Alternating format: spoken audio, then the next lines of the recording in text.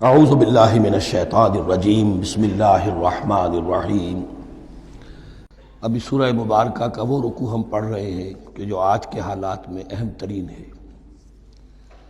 اس لیے کہ اس دور میں اللہ کے خلاف بغاوت کی سب سے بڑی شکل تو ہے غیر اللہ کی حاکمیت کا تصور۔ سب سے بڑا شرک یہ ہے،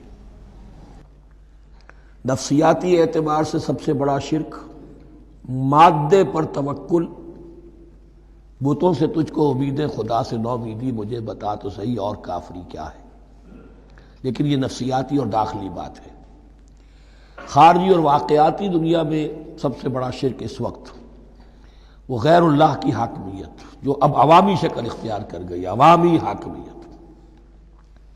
اور اس کے بعد اس وقت کے گناہوں میں، بدعملی میں سب سے بڑا فساد جو ہے وہ سود کی بنیاد پر ہے۔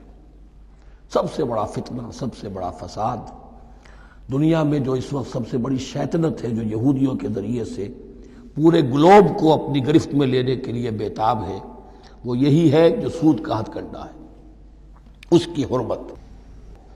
یہاں ایک سوال میرے ذہن میں کبھی کبھی پیدا ہوتا تھا کہ یہ جو پہلی آیت ہے اس کا تعلق تو انفاق فی سبیل اللہ کے ساتھ ہے، اسے پچھلے رکوع کے ساتھ شامل ہونا چاہیے تھا، لیکن بعد میں یہ حقیقت مجھ پر منکشف ہوئی کہ بڑی حکمت کے ساتھ اس آیت کو اس رکوع کے ساتھ شامل کیا گیا ہے۔ وہ حکمت میں بعد میں بیان کروں گا۔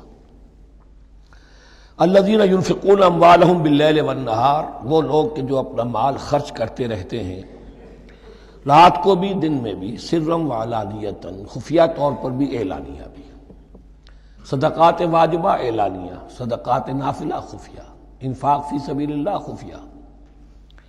فَلَهُمْ أَجْرُهُمْ عِنْدَ رَبِّهِمْ وَلَا خَوْفٌ عَلَيْهِمْ وَلَا هُمْ يَحْزَنُونَ، ان کے لیے ان کا اجر محفوظ ہے ان کے رب کے پاس، نہ ان پر کوئی خوف طاری ہوگا اور نہ ہی وہ کسی حزن سے دوچار ہوں گے۔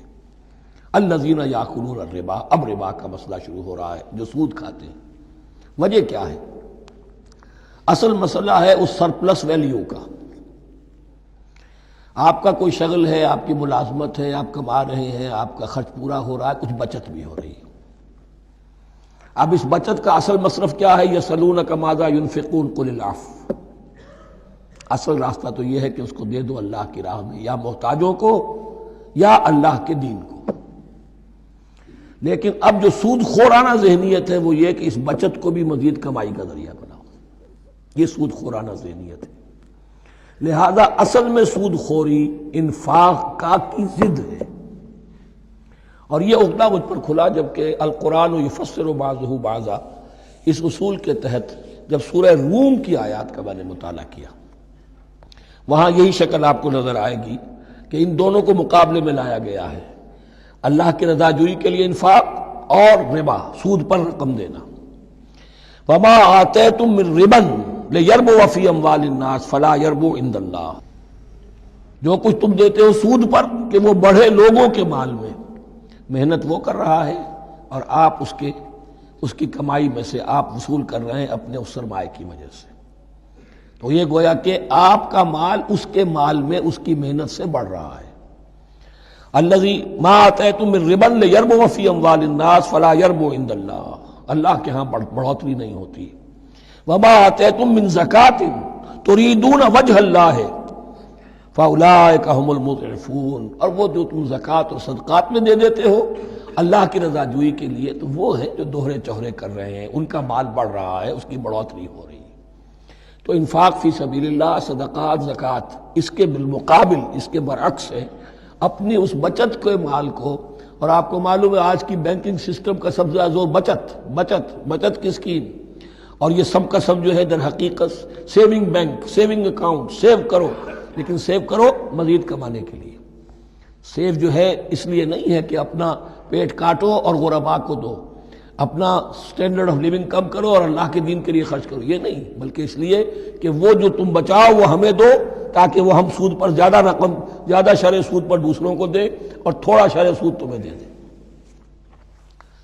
اب اس کے برعکس الذین یاکلون الربا، جو لوگ سود کھاتے ہیں، لا یقومون الا کما یقوم الذی یتخبطہ الشیطان من المس، وہ نہیں کھڑے ہوتے مگر ان کی طرح سے کہ جن کو شیطان نے مخبوط الحواس بنا دیا ہو چھو کر، یہاں عام طور پر یہ سمجھا گیا کہ یہ قیامت کے دن کا نقشہ ہے، یہ قیامت کے دن کا نقشہ تو ہوگا ہی، اس دنیا میں بھی سود خوروں کا حال یہی ہے۔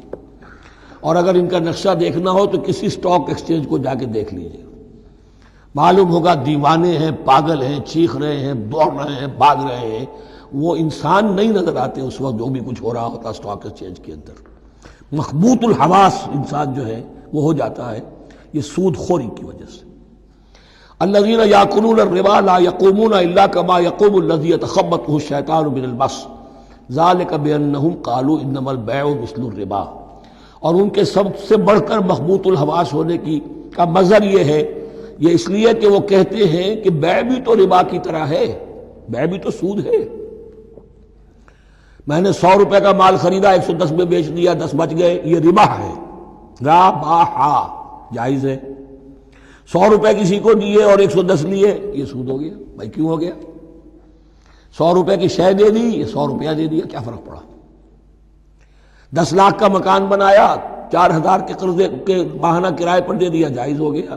10 لاکھ کسی کو دیا اور اس سے 4000 روپیہ مہینہ دینا شروع کیا، یہ سود ہو گیا، حرام ہو گیا۔ عقلی طور پر یہ باتیں ہیں کہ جو سود کے حامیوں کی طرف سے کہی جاتی ہیں۔ انما البیع مثل الربا، بیع میں بھی جو نفع ہوتا ہے، ربح اور ربا، یہ میں اس وقت بیان کر چکا ہوں سورہ بقرہ کے دوسرے رکوع کے ضمن میں۔ تو یہ جان لیجئے کہ اس ظاہری سی مناسبت کی وجہ سے ان کا مخبوط الحواس لوگ جو ہیں وہ اس دونوں کے اندر کوئی فرق محسوس نہیں کرتے۔ یہاں اللہ تعالیٰ نے ان کے قول کا عقلی جواب نہیں دیا، بلکہ جواب کیا دیا؟ احل اللہ البیع وحرم الربا۔ اللہ نے بیع کو حلال قرار دیا ہے اور ربا کو حرام قرار دیا ہے۔ اب تم بات یہ کرو، اللہ کو مانتے ہو یا نہیں؟ رسول کو مانتے ہو یا نہیں؟ قرآن کو مانتے ہو کہ نہیں؟ یا اپنی عقل کو مانتے ہو؟ اگر تم مسلمان ہو، اگر تم مومن ہو تو اللہ کا حکم جو وہ فرمائے، نہ صرف اللہ کا، جو رسول کہے، ما آتاکم الرسول فخذوہ وما نہاکم عنہ فانتہوا، جو کچھ رسول تمہیں دے لے لو، اور جس چیز سے روک دے رک جاؤ۔ یہ تو شریعت کا معاملہ ہے۔ ویسے اس میں جو فرق واقع ہوتا ہے وہ یہ ہے کہ ایک ہے فلوئڈ منی، فلوئڈ کیپٹل، ایک ہے فکسڈ کیپٹل۔ مکان 10 لاکھ کا ہے، لیکن مکان سے جو شخص رہ رہا فائدہ کیا اٹھائے گا؟ 1 مہینے رہے گا نا، بس اس کا بدل آپ نے لے لیا۔